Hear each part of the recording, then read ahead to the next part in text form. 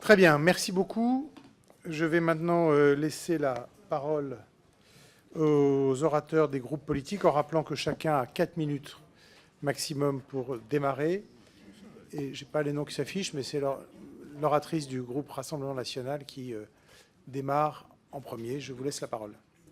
Merci, Monsieur le Président. Mesdames et Messieurs les ministres, Madame la ministre de la Santé, vous nous présentez votre PLFSS dans un contexte de contraintes budgétaires, de difficultés d'accès aux soins, où les délais se rallongent, où les dépassements d'honoraires explosent et où plus de la moitié des Français indiquent déjà avoir dû reporter des soins pour motifs financiers. Mais ce projet ne fait qu'aggraver les risques de renoncement aux soins, alors qu'il est vital de sauver notre système de santé. Votre projet, c'est la hausse du ticket modérateur, la hausse des franchises à venir, les cotisations complémentaires de santé qui vont fatalement encore augmenter, qui vont gravement impacter ceux qui n'ont pas de contrat collectif, c'est-à-dire 2,5 millions de personnes. Nous sommes très inquiets des choix qui ont été les vôtres pour ce projet de budget. Tout d'abord, l'absence des mesures de prévention, qui est un choix politique incompréhensible dans un contexte de hausse des maladies chroniques et de fait d'augmentation des dépenses de santé. Je voudrais ensuite souligner l'absence totale de prise en charge de la douleur dans ce projet de budget, prise en charge qui n'est toujours pas reconnue comme spécialité. Rien concernant les 12 millions de patients souffrant de douleurs chroniques. Aucun plan n'est dédié au développement de la prise en charge de la douleur, algologie. 30% des structures publiques pourraient disparaître ces prochaines années par manque de moyens financiers et humains.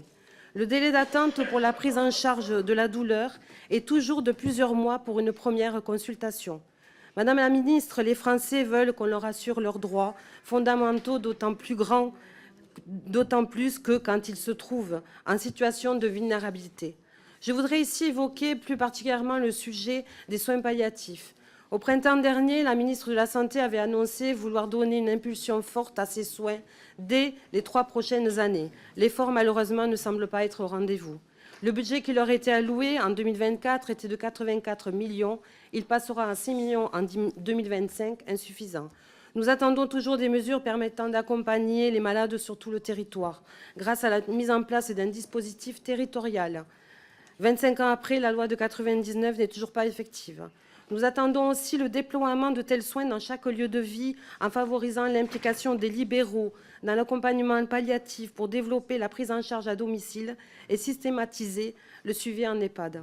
Nous souhaiterons également la formation des acteurs en soins palliatifs en incitant à la création des masters IPA, mention soins palliatifs, et la mise en place d'un programme ambitieux de formation initiale et continue pour les médecins généralistes. Le Premier ministre a annoncé que les efforts en faveur des soins palliatifs seront renforcés en 2025 et que le projet de loi légalisant l'aide à mourir serait à nouveau soumis au Parlement. Mais avant d'envisager à nouveau la discussion d'un tel projet de loi, il est absolument indispensable que les soins palliatifs soient renforcés par des mesures financières conséquentes. Quid du milliard d'euros supplémentaires sur 10 ans, annoncé par votre prédécesseuse. En raison du vieillissement de la population, le besoin en soins palliatifs va augmenter considérablement dans les années à venir. Les soins palliatifs sont le symbole d'un choix de société, de la solidarité et de l'interdépendance prête à secourir la fragilité. Ils sont le choix d'une société solidaire et fraternelle qui a le souci des plus fragiles. Nous attendons qu'ils deviennent enfin une réalité pour tous et partout sur notre territoire. Ne pas oublier qu'un quart des médecins en soins palliatifs vont quitter leur poste dans 5 ans.